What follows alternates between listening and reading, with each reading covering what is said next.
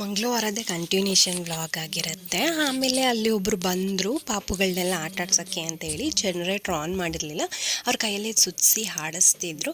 ಅಲ್ಲೆಲ್ಲ ಆಟ ಆಡಿಸ್ಕೊಂಡು ಶಾಪಿಂಗ್ ಮಾಡ್ಕೊಂಬರೋಣ ಅಂತ ಹೋದ್ವಿ.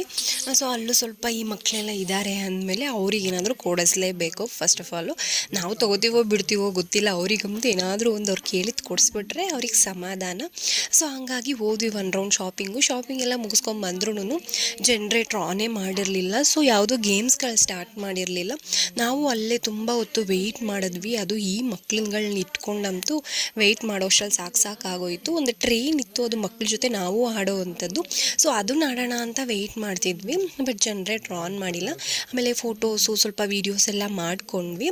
ಆಮೇಲೂ ಕೂಡ ಆನ್ ಮಾಡಲಿಲ್ಲ. ಈ ಮಕ್ಕಳನ್ನು ತಡೆಯೋಕ್ಕಾಗಲಿಲ್ಲ. ಸರಿ ಅಲ್ಲಿಂದ ಹೊರಟ್ಬಿಡೋಣ ಅಂತೇಳಿ ಹೊರಟ್ವಿ.